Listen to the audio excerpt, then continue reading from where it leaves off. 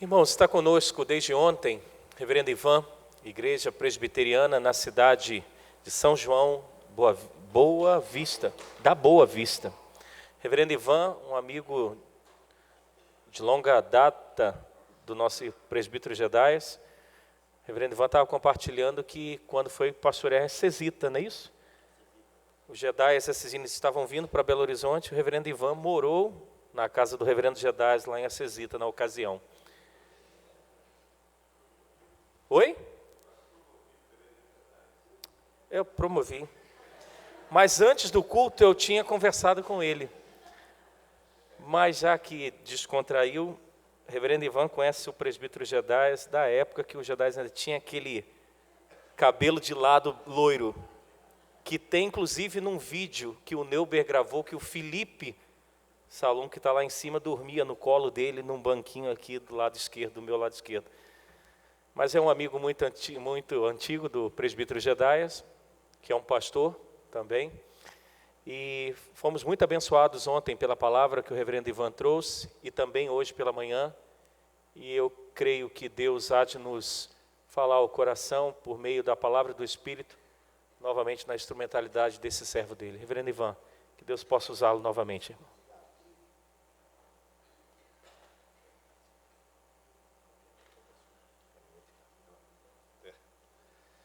Graça e paz, queridos. Muito bom estarmos juntos. Louvo a Deus pela vida dessa igreja. Louvo a Deus porque nesse tempo Ele te colocou aqui para edificar o seu coração, para levar você depois de cada culto, para fazer diferença em nome dEle e para a glória dEle nesse mundo que precisa conhecer o amor redentor, salvador de Jesus, que precisa compreender, experimentar a presença bem-vinda de Jesus Cristo, amigo de todas as horas, para todas as circunstâncias. Louvado seja Deus, portanto, pela sua vida nesse lugar. Amém? Eu quero, queridos, convidá-los para nós abrirmos a Escritura Santa no livro dos Salmos, capítulo de número 3. Ontem à noite nós estivemos refletindo no capítulo de número 127. Hoje pela manhã nós refletimos no primeiro livro de Samuel, capítulo 9. Eu quero agora à noite voltar ao livro dos Salmos e dessa feita no capítulo de número 3, para ler com os irmãos esse capítulo todo. São apenas 8 versículos. Pedir que o Espírito Santo de Deus ilumine nossa mente, nosso coração e fale a cada um de nós, aquietando a nossa vida, a nossa alma, sobretudo, na presença dEle, para nós continuarmos vivendo com seriedade e com alegria o Evangelho de Jesus, né?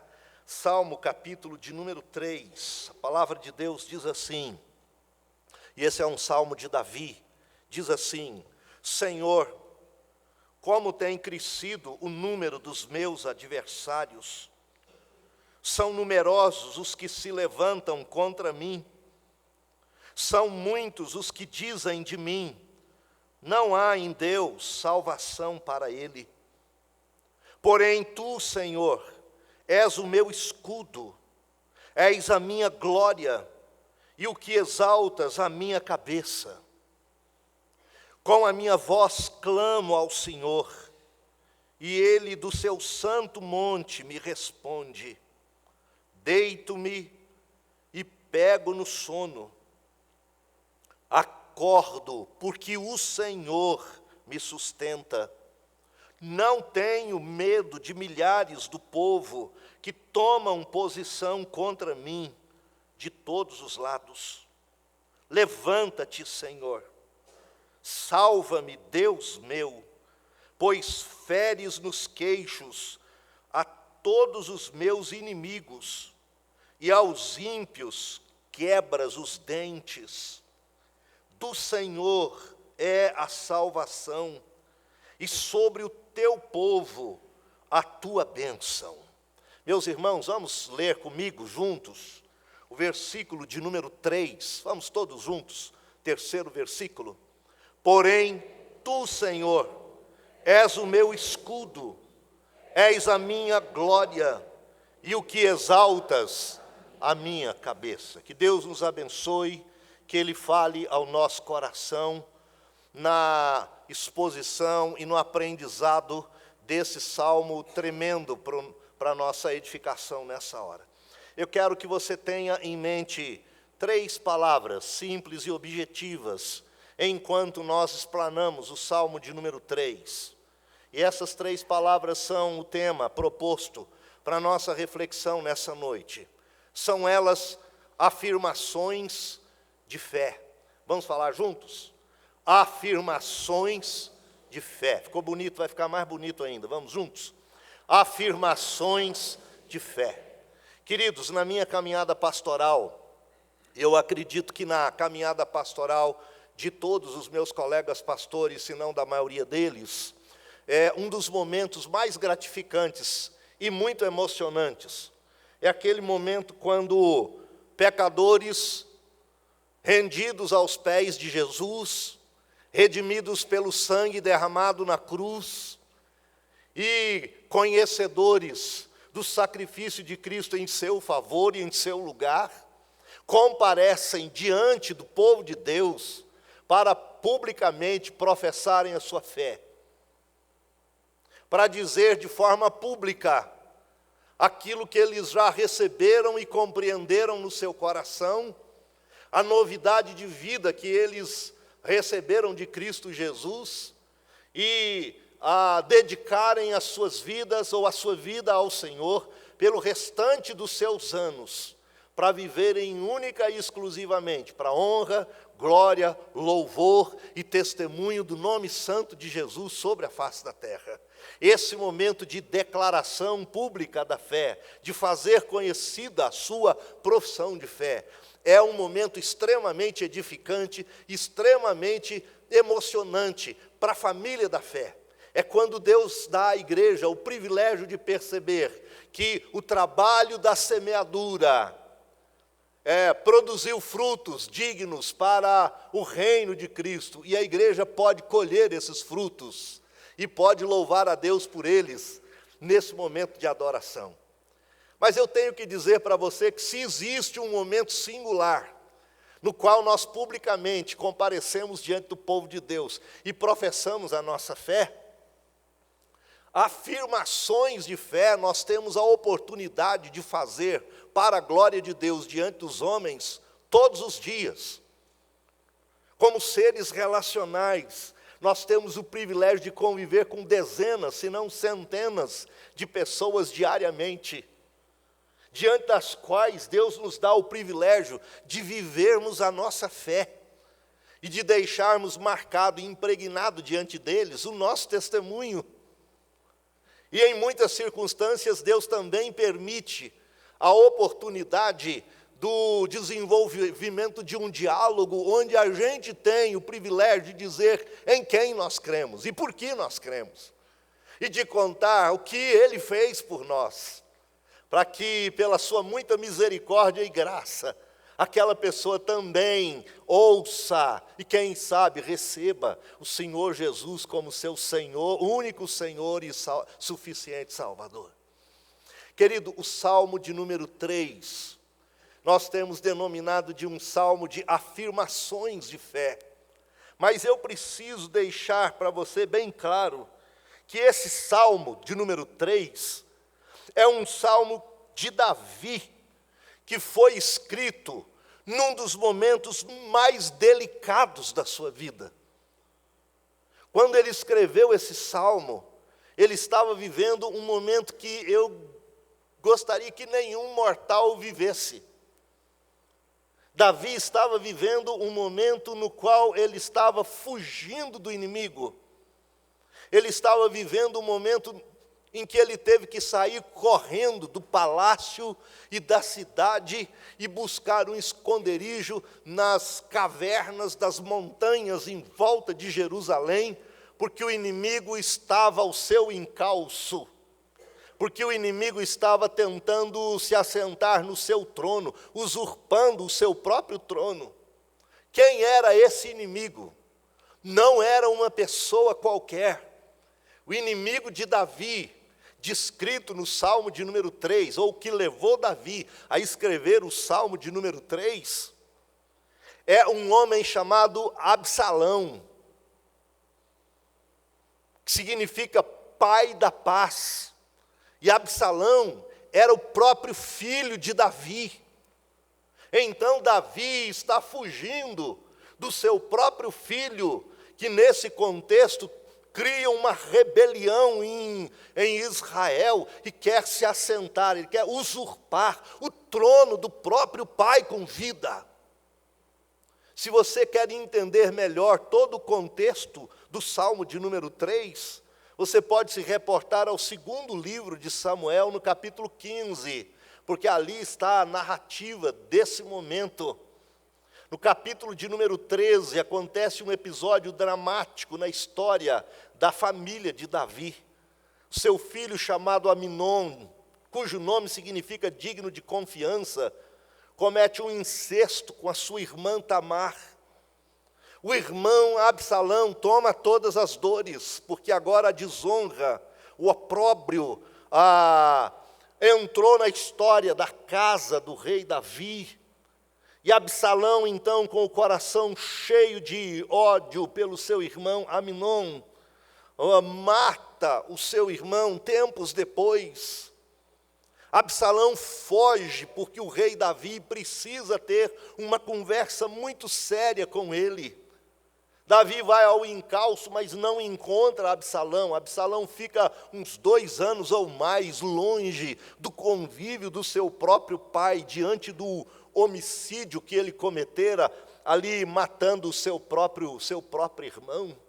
E a Bíblia diz que se passa um tempo, então Davi é orientado por um dos seus conselheiros a trazer Absalão de volta para a cidade, a conversar com ele, afinal de contas é pai e filho, filho e pai. O relacionamento não pode ser quebrado, não pode ficar quebrado, rompido a vida inteira. Precisa se entender, se ajustar. Davi permite que Absalão volte, mas Absalão fica um longo tempo na cidade, e Davi não conversa com ele. Então Absalão toma uma iniciativa. Ele diz assim: já que o meu pai permitiu que eu voltasse, mas o nosso relacionamento continua truncado, então eu vou fazer o seguinte, eu vou conquistar a confiança dos mais jovens dessa cidade, e eu vou conseguir me assentar no trono do meu pai, eu vou tirar o meu pai do trono. E ele foi para a porta da cidade. Cada pessoa que vinha para trazer as suas questões, para serem julgadas em Jerusalém, ele parava essas pessoas na porta da cidade, conversava com elas, aconselhava-as sempre num tom muito bom, dando razão para elas, e despedia essas pessoas de volta para casa. E assim ele foi conquistando o coração de muitos naquele reino, naquela região toda, naquela cidade de Jerusalém. E a palavra de Deus então vai mostrar que chegou o tempo em que ele manda buscar essas pessoas, para que elas retornem para a cidade, e para que elas cheguem gritando e aclamando Absalão como rei. Só que algumas pessoas descobrem e avisam a Davi. E Davi então sai corrido, fugido da cidade, do palácio, do trono. Davi tem que correr do seu próprio filho, e o coração dele está extremamente envergonhado, humilhado e angustiado, porque o seu inimigo é da sua própria casa. Aí Davi, no meio de toda essa turbulência de vida, ele escreve o Salmo de número 3. E nesse salmo ele faz algumas declarações de fé. Ele faz algumas afirmações de fé que eu quero deixar com os meus queridos irmãos nessa noite. Quais são essas afirmações de fé? Primeira grande afirmação de fé que Davi faz nesse salmo é esta: Senhor, Tu és o meu escudo. Versículo 3, vamos falar juntos? Senhor, Tu és o meu escudo. Ficou bonito, vai ficar mais lindo ainda. De novo, vamos lá? Senhor, Tu és o meu escudo. No versículo de número primeiro, ele diz assim: Senhor, como tem crescido o número dos meus adversários, são numerosos os que se levantam contra mim, são muitos os que dizem de mim, não há nem em Deus salvação para ele. Foi isso que foi dito por muitos, quando Absalão entrou de maneira revoltosa na cidade para tomar o trono do seu próprio pai. Nem Deus poderá salvar o meu pai agora, nem Deus poderá salvar o rei agora. É como se todos estivessem dizendo para Davi: Davi, acabou, cai fora, corre logo se você deseja continuar com vida, senão você pode ser morto pelo seu próprio filho, ou então ele pode mandar um dos jovens que estão rebeldes com ele matar você. Davi, acabou o seu reinado, Davi, acabou o seu trono, tudo desmoronou, foge, corre. Esse é aquele momento que o homem de Deus olha para o Senhor e diz: mas Senhor, a minha esperança terrena pode até ter se acabado, mas eu tenho o Senhor que é toda a minha esperança. Senhor, eu tenho o Senhor que é a minha força, eu tenho o Senhor que é o meu escudo. Ainda que os outros não acreditem e ainda que os outros pensem o contrário, o Senhor continua comigo e o Senhor é a minha defesa. O Senhor é o Deus que luta as minhas lutas e que luta as minhas batalhas.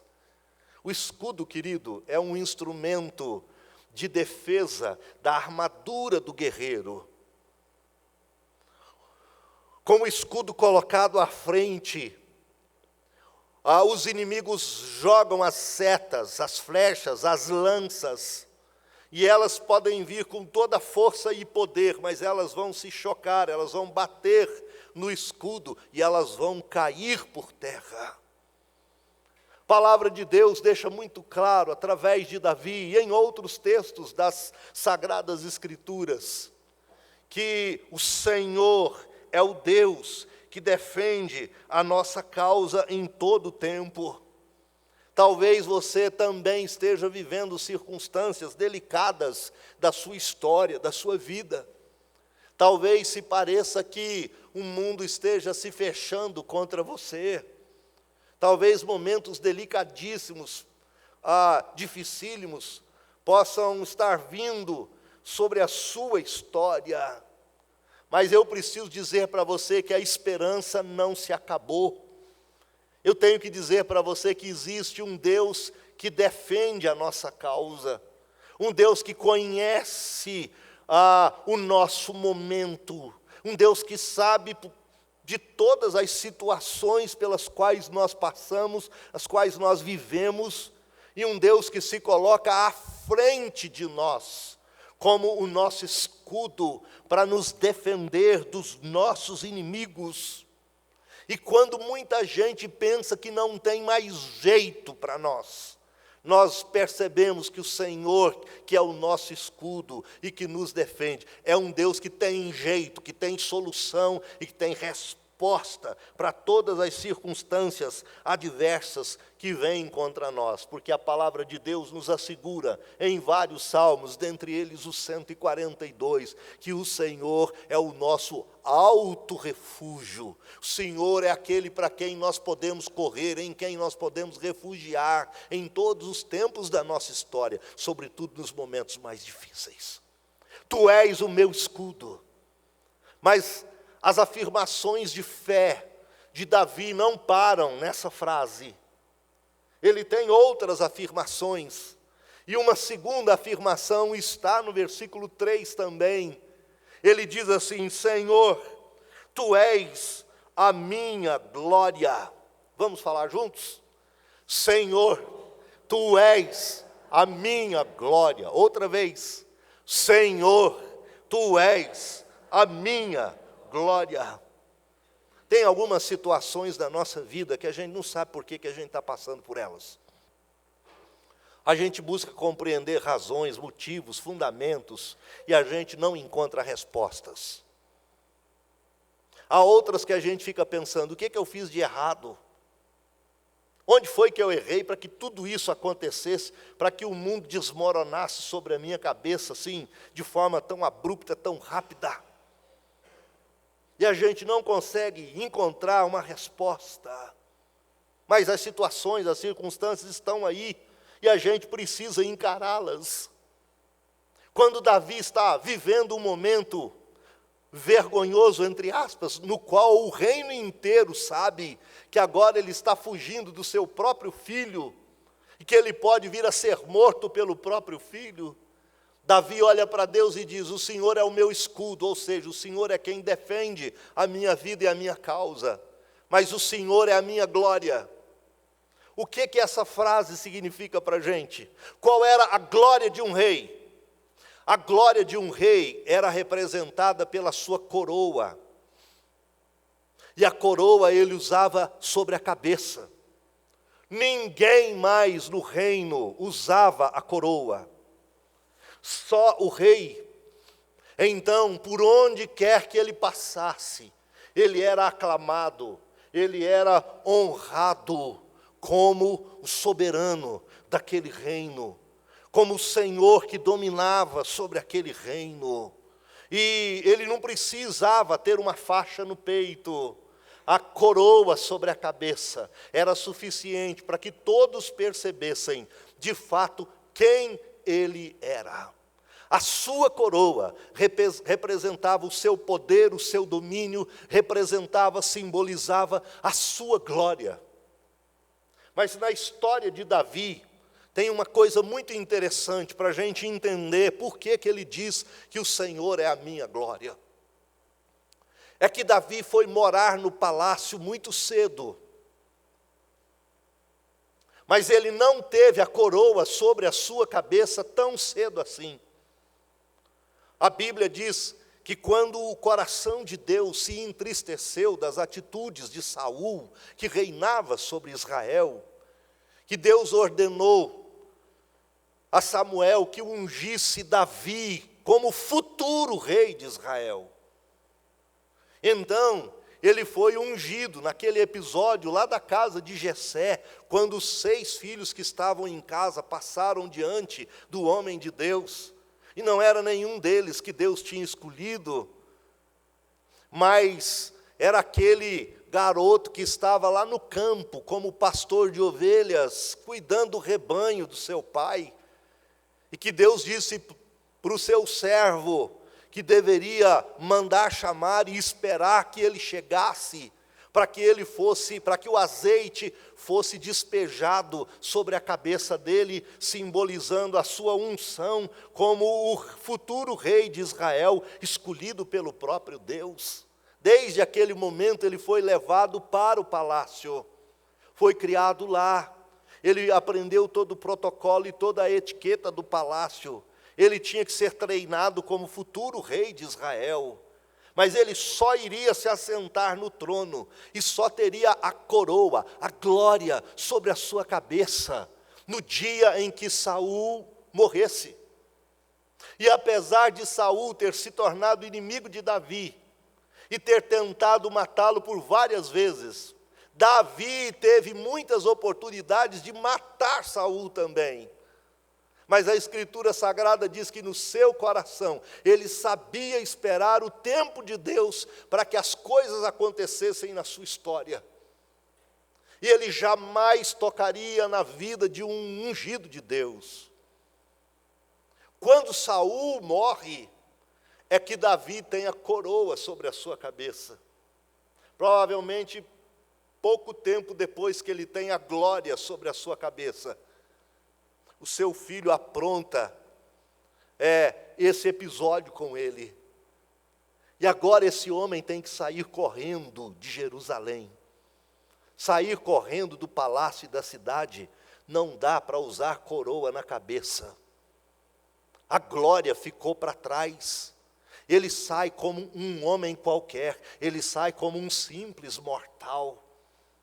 E agora, de caverna em caverna, ele procura um lugar seguro para se esconder do próprio filho. E dentro de uma daquelas cavernas, ele descansa. E ele para diante de Deus para dizer: Senhor, demorou tanto tempo para eu ter a glória sobre a minha cabeça, para eu ter a minha glória, a minha posição de rei reconhecida por todos.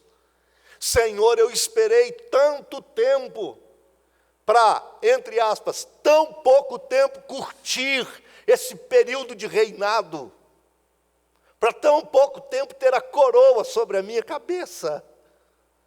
E nesse momento, Deus está do ladinho dele para tocar no seu ombro e para dizer: meu filho, que é isso? Você está depositando a sua glória numa coroa que você tinha sobre a sua cabeça? Meu filho, a sua vida inteira você tem a minha glória presente contigo. Meu filho, eu sou a própria glória, eu sou a sua glória sou eu, querido.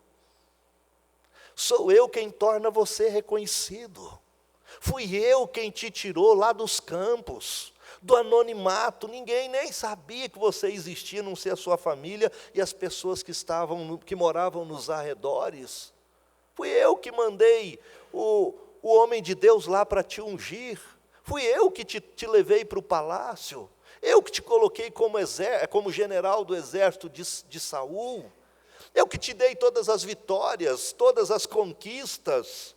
Eu que tenho conduzido a sua vida. Eu que tenho protegido você de todos os inimigos nesses anos todos. Será que você ainda não conseguiu reconhecer que eu sou a sua glória? Aí ele olha para Deus: Senhor, o Senhor é o meu escudo. Apesar de tantos inimigos que eu tenho, o Senhor é o meu escudo e o Senhor é a minha glória.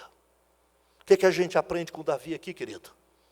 Nós aprendemos que num século marcado pelo pragmatismo, pelo consumismo, pelo materialismo, pelo utilitarismo, pelo hedonismo, a busca pelo prazer é contínua na vida de todos, pelo relativismo, um mundo que nos oprime para nós andarmos cada vez mais longe de Deus. O mundo nos oprime para nós vivermos longe do Senhor.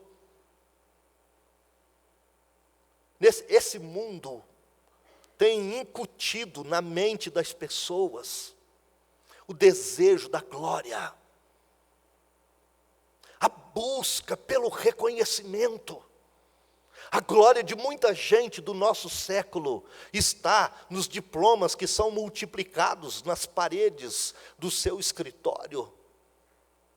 A glória de muita gente está nas promoções que ele recebe no seu emprego, nos títulos que ele já conquistou, na multidão das vezes que ele pode estar diante das câmeras, na mídia, sendo reconhecido e aclamado, não tão somente por aquilo que ele é, sobretudo por aquilo que ele faz, ou por aquilo que os outros abaixo dele fizeram e a honra ficou para ele. O nosso século empurra a gente para a gente buscar a glória para nós mesmos. Agora eu e você que somos filhos de Deus e que estamos aqui para adorar a Deus, nós já aprendemos desde há muito que somos do Senhor e que toda honra, todo louvor e toda glória devem ser tributados a Ele. O Senhor é a nossa glória. O Senhor é a nossa glória quando nós alcançamos todas as vitórias da nossa história. O Senhor continua sendo a nossa glória quando os tempos e o mundo se fecham contra nós e os outros ousam dizer que não tem mais escape, não tem mais solução e não tem mais saída. Claro que tem. O Senhor continua conosco como a nossa defesa e como a nossa glória. Mesmo nos tempos mais agudos, difíceis da sua vida, o mundo inteiro pode olhar para você e ver o brilho da glória de Deus dentro de você. Essa glória não está na sua cabeça, essa glória está dentro do seu coração. O Senhor nunca te desampara, Ele nunca te deixa. Tu és o meu escudo, tu és a minha glória. Mas ele faz uma terceira afirmação de fé. No mesmo versículo 3, ele diz assim: Senhor, tu és aquele que exaltas a minha cabeça. Vamos falar juntos? Senhor, tu és aquele que exaltas a minha cabeça. Entre outras palavras, o Senhor é aquele que me faz voltar, vai me fazer voltar de cabeça levantada. De cabeça levantada. Esse é o significado original dessa parte desse versículo. Por quê? Porque quando Davi saiu de Jerusalém, ele saiu muito triste, frustrado, decepcionado e choroso. Não dava para sair alegre. Quando ele saiu de Jerusalém, ele saiu descalço. Ele teve que sair correndo, não dava para calçar uma sandália real, não dava para sair carregado, como sempre o rei saía e chegava nos momentos de vitória. Ele tinha que correr o mais rápido possível, porque ele foi pego de surpresa naquele momento. Naqueles tempos, só os pobres e os escravos é que andavam descalço. Um rei jamais andaria descalço. Andar descalço seria um sinal de profunda humilhação para o rei. Mas o rei saiu humilhado. A Bíblia vai mostrar que o rei cobriu a sua cabeça, ele escondeu o seu rosto. É como se fosse um gesto, uma atitude de luto. Ele saiu coberto e escondido, ele não queria que ninguém o visse, que ninguém olhasse e reconhecesse que era o rei. Ele estava envergonhado, apesar de todas as pessoas saberem que era o rei que estava saindo dali. Mas ele tentou se encobrir. Isso, de certa forma, o ajudava naquele contexto para não ser visto olho no olho por todas as pessoas que pudessem abrir as janelas da sua casa e ver o rei saindo e correndo. Agora, queridos, que ele está naquela caverna, ele reconhece que o Deus de Israel é o Deus único. Chama muita atenção que agora, dentro daquela caverna, agora, graças a Deus, ele está orando. Primeiro ele correu. E correu muito. Primeiro ele procurou um esconderijo. E com que ansiedade ele procurou esse esconderijo. É sempre assim que a gente faz.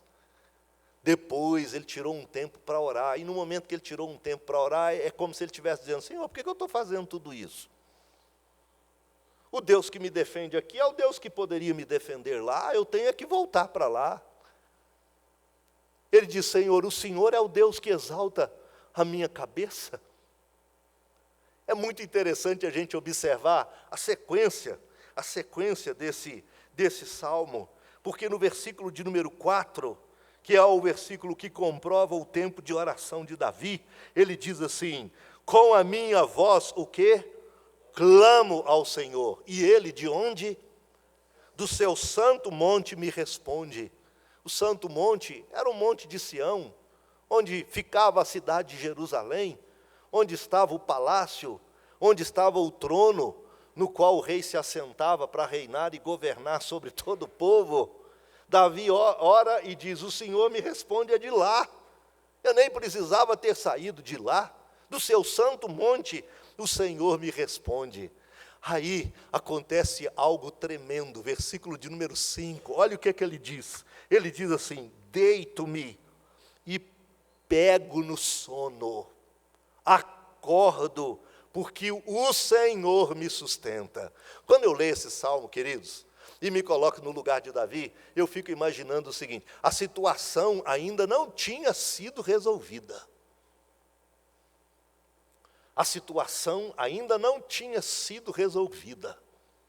Lá no palácio em Jerusalém, na grande sala de reuniões, naquela mesa, em volta daquela mesa para 30, 50 pessoas, estão assentados os comparsas de Absalão, continuando a armar as estratégias, os estratagemas, para capturar Davi. e para trazê-lo possivelmente para ser morto. Eles ainda estão lá reunidos, e outro grupo está circundando as montanhas para ver se encontra Davi. Quem é que conseguiria dormir numa situação dessa? O homem de Deus, depois que faz as suas declarações de fé, ele vira para Deus e diz: Senhor, eu vou me deitar, e eu vou pegar no sono. Ele deve ter roncado pra caramba. Deito e pego no sono. E eu acordo porque o Senhor é quem me sustenta. Você sabe como muita gente nesse mundo, inclusive alguns crentes, tem vivido isso nesses tempos? Deito e pego no sono, porque só tu, ó Rivotril, me faz dormir. Tem muita gente que ainda não aprendeu a colocar toda a sua ansiedade diante do Senhor. Todo o seu momento diante do Senhor. Todos os seus dramas diante do Senhor. Tem muita gente que continua com os olhos focados no problema só. Em vez de se colocar por inteiro, ou seja, incluindo os seus problemas todos nas mãos do Senhor e deixar Deus tratar. É claro que Deus usa circunstâncias, é claro que Deus usa pessoas para isso. E se Deus achar por bem, Ele pode usar até medicamentos. O que eu quero deixar claro para você é que antes de buscar todas essas alternativas, e antes de amargurar todas essas situações, como Davi as amargurou, nós precisamos nos jogar, nos lançar nos braços do Pai, e derramar perante Ele toda a nossa alma, como a Escritura nos ensina. Senhor, agora que eu tive um tempo contigo, agora que eu derramei diante do Senhor toda a ansiedade do meu coração, Deus, está tudo tão leve aqui dentro que eu posso até dormir, ainda que a situação não esteja resolvida em Jerusalém, eu já posso dormir, eu vou acordar, o Senhor vai renovar as minhas forças enquanto eu durmo, o Senhor vai permitir que eu acorde revigorado amanhã cedinho. E o Senhor vai me encorajar para eu sair dessa caverna, para eu encarar a vida de frente. Encarar a vida de frente. E aí no versículo 6, ele vira corajosamente e diz: não tenho medo de milhares do povo que tomam posição contra mim de todos os lados. E ele coloca os inimigos diante do Senhor. E ele fala: levanta-te, Senhor, salva-me, Deus meu, porque o Senhor é quem fere os meus inimigos nos queixos e até quebra os dentes. Aí ele encerra o salmo de uma forma fabulosa. Quando nós estudamos o livro dos Salmos, nós temos dentre tantos tipos de salmos, os salmos de lamento. O que me chama a atenção é que todos os salmos de lamento começam com lamento, mas terminam com louvor. O nosso Deus é o Deus que permite que nós derramemos a nossa alma diante dEle com todos os nossos problemas. Mas Ele não deixa a gente se levantar do jeito que a gente se ajoelhou. Enquanto nós vamos orando a Deus, Deus vai trabalhando sua graça e seu poder e misericórdia em nós. E quando nós nos levantamos, as situações fora podem até não ter sido resolvidas ainda, mas aqui dentro está tudo muito bem resolvido, porque o Senhor Deus trabalhou o nosso coração, o nosso interior. Então Ele nos revigora, Ele nos fortalece, Ele nos encoraja, e nós nos levantamos não na nossa força, mas nós nos levantamos na força do Senhor, para nós encararmos a vida de frente. E aí ele encerra o salmo dizendo: do Senhor é a salvação, e sobre o teu povo a tua bênção. Vamos falar juntos? Do Senhor é a salvação, e sobre o teu povo a tua bênção. Sabe o que acontece, querido? Davi se levanta depois de ter dormido tranquilamente naquele tempo. Ele encoraja os soldados que estão com ele. Eles entram em Jerusalém. E em vez de Davi correr de Absalão, agora é Absalão que vai correr de Davi. O trono Deus devolve. O trono Deus devolve para Davi. O que acontece com Absalão na continuidade da história? A Bíblia vai mostrar que ele vai fugir. A Bíblia vai mostrar que Davi coloca o exército atrás dele e diz assim: traga o meu filho de volta, mas traga o meu filho com vida. Absalão fugindo de Davi, num dos momentos, galopando o seu cavalo, porque os soldados vêm atrás dele. Ele entra debaixo de um carvalho, entra debaixo de uma árvore, e como ele estava olhando para trás, o seu pescoço se prende num dos galhos, o cavalo se vai e ele fica de pendurado. Vem um dos soldados, muito irritados com aquele moço, e em vez de capturá-lo com vida, flecha Absalão ali, e Absalão é trazido morto. Davi chora. A Bíblia vai dizer que o coração do pai, mesmo que o seu filho tenha se levantado contra ele, chora profundamente, porque ele amava aquele filho. Mas ele é capaz de erguer a sua voz em afirmações de fé e continuar dizendo: o Senhor é o meu escudo, o Senhor é a minha glória, o Senhor é aquele que levanta a minha cabeça. Quero encorajar você a voltar para sua casa hoje, com essas afirmações de fé no seu coração. E ao olhar para o momento que você vive, por mais delicado que ele possa parecer, colocar toda a ansiedade do seu coração e da sua alma diante do grande e poderoso Deus, grande e todo-poderoso Deus, e entender que é Ele quem conduz a sua história,